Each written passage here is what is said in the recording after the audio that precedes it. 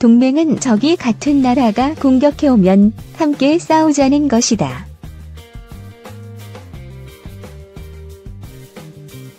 미국은 북한을 적이라 생각하고 한국은 북한을 동생이라고 한다면 동맹은 균열된다.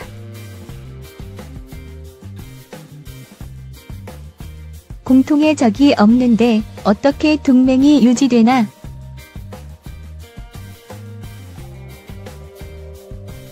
이춘근 국제정치아카데미 대표 사진. 국제정치학 박사는 동아일보사 부설화정평화재단 21세기 평화연구소 이사장 남시욱과 3월 25일 하노이 이후 미국의 대북정책을 주제로 개최한 제21회 화정국가대 전략 원리 강좌에서 흔들리는 한미동맹의 우려를 나타냈다. 이 대표는 단 한 발의 핵으로 미국 본토를 때릴 수 있는 그날이 북한 핵전력이 완성되는 날이라며 북한은 절대 핵을 포기하지 않는다고 말했다. 다음은 주요 강연 내용이다.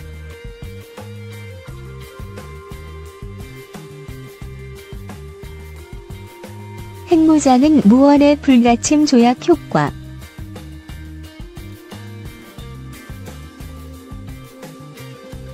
북한은 그동안 핵을 만들면서 수십만 명을 굶겨 죽였다.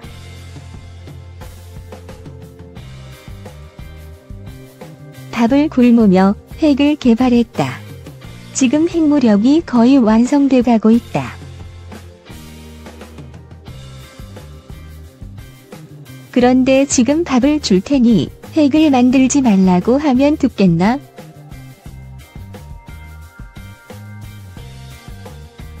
절대 핵 개발을 그만두지 않을 것이다.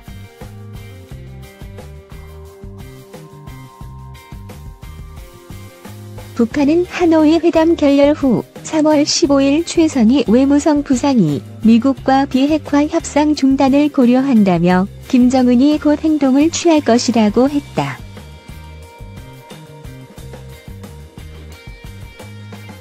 그러나 최 부상의 발언이 나오고 열흘이 지났는데 소식이 없다. 국제정치는 힘의 정치다. 미국과 북한이 싸우면 미국이 이긴다가 답이다.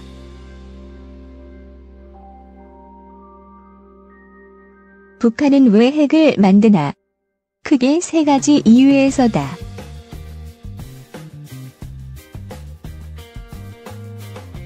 먼저 중국과 러시아는 김일성으로 하여금 6.25 전쟁을 하게 해놓고 결정적 순간에 도와주지 않았다.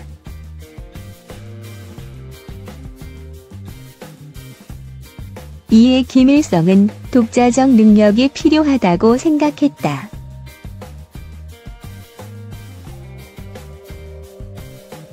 둘째, 6.25 전쟁 때 미군으로부터 무지막지한 폭격을 당해봐서 핵이 있으면 그렇게 당하지 않으리라고 믿기 때문이다.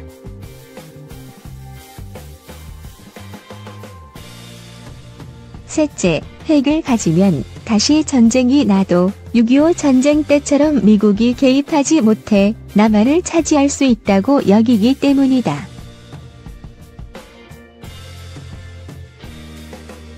북한으로서는 단 한 발의 핵으로 미국 본토를 때릴 수 있는 그날이 핵전력이 완성되는 순간이다.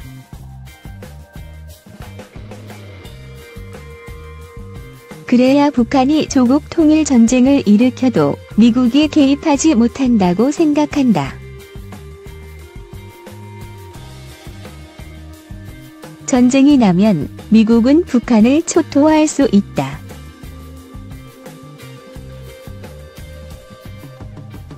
하지만 북한이 가진 단 한 발의 핵무기가 미국의 주요 도시 하나를 날려버릴 수 있다면 어떻게 될까?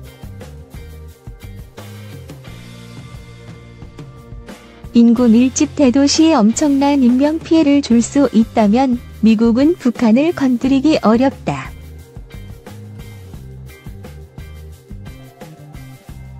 미국이 한국을 지키려고 워싱턴, 뉴욕, 로스앤젤레스, LA 등 대도시 하나를 희생시킬 것 같은 거 아니다.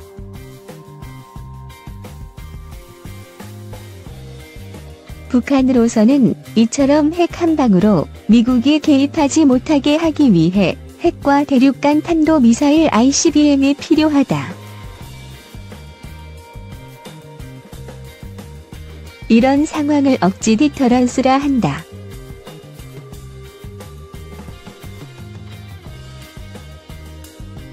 한국이나 일본을 때릴 수 있는 핵은 미국의 개입을 막지 못하면 북한으로서는 필요 없다.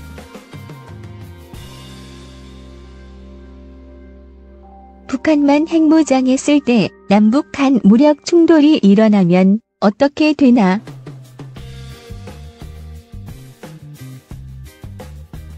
한스 제이 모긴소 현실주의 국제정치 이론가가 정리해준다.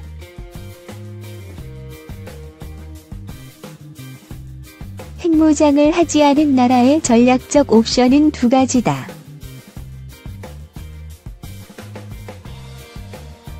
전쟁을 하다 죽거나 미리 항복하는 것이다.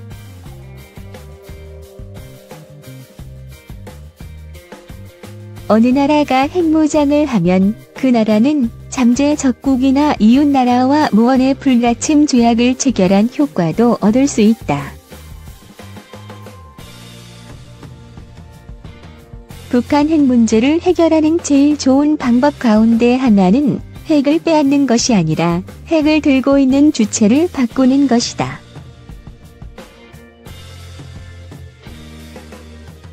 즉 레짐 체인지, 정권 교체다.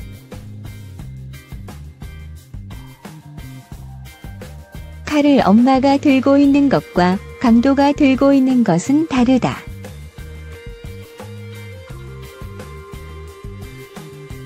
도널드 트럼프 미국 대통령의 본 목적은 중국으로부터 김정은 북한 국무위원장을 떼어내 미국 편으로 만드는 것이다.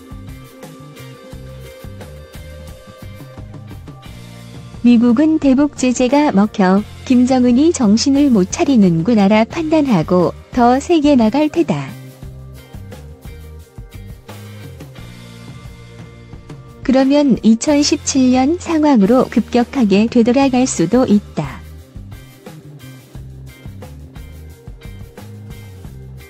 하지만 북한이 쉽게 도발하지는 못할 것이다.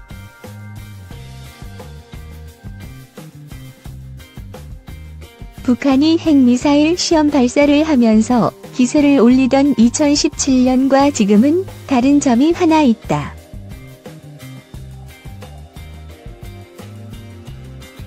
미국이 무역전쟁을 통해 중국을 녹다운 시켰다는 점이다.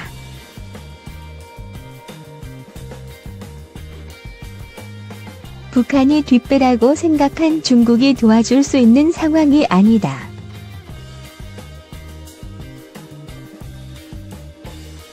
김정은이 러시아에 가 정상회담을 하려는 움직임도 있다.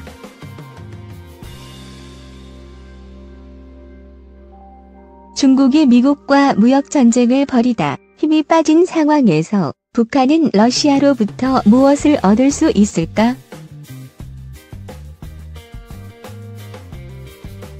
러시아의 지난해 국내 총생산 GDP는 한국에도 미치지 못했다.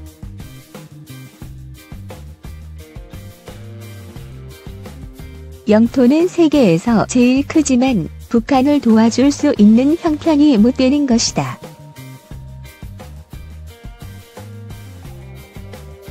한국 정부, 미국과 눈높이 같아야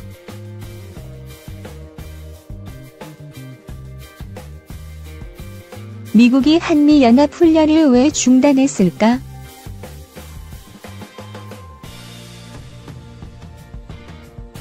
트럼프가 돈을 밝힌다고 하지만 훈련 비용은 미국 국방부 예산의 5만 분의 1에 불과하다. 돈 때문만은 아니다. 북한 기분 좋으라고 한 것은 더더욱 아니다.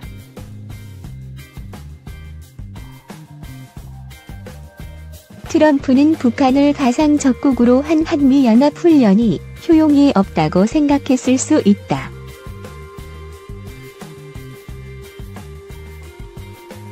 즉, 미국이 생각하는 전쟁 대상은 북한이 아닌 것이다. 바로 중국이다. 중국 국력이 커지니까 미국이 패권을 중국에 넘겨줄 것이라는 예측이 나왔다. 중국이 미국의 패권을 넘겨받는 것은 한 가지 방법뿐이다.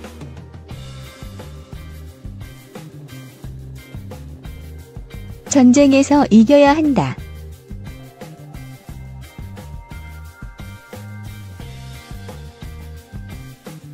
미국은 평화적으로는 절대 패권을 내줄 나라가 아니다.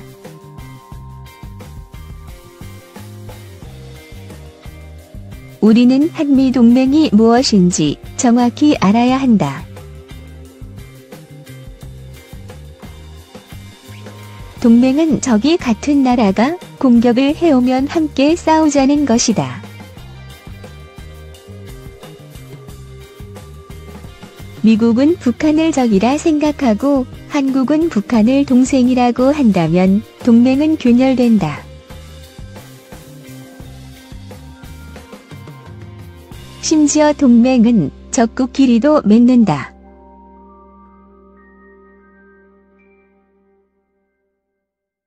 언제? 좀 더 강력한 공동의 적이 나타났을 때다.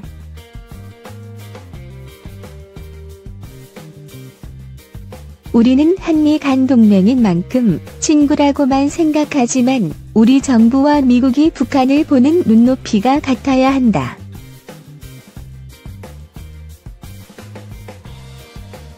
미국도 북한이 쉽게 핵을 포기하지 않으리라는 사실을 잘 안다.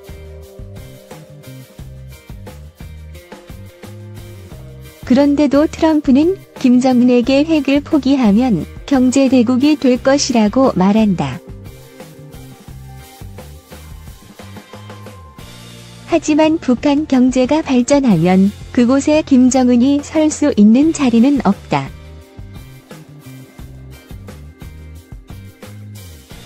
김정은은 경제대국이 되는 북한을 감당할 수 없다.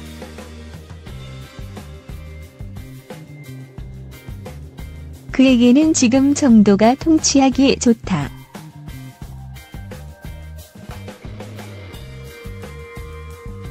그의 꿈은 경제대국이 아니라 핵을 보유하고 그럭저럭 먹고 사는 것이다.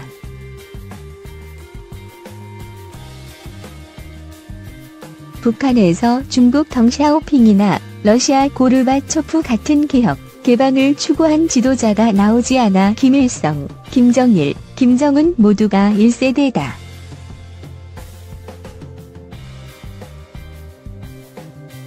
세대가 바뀌듯 김정은의 종말은 피할 수 없다.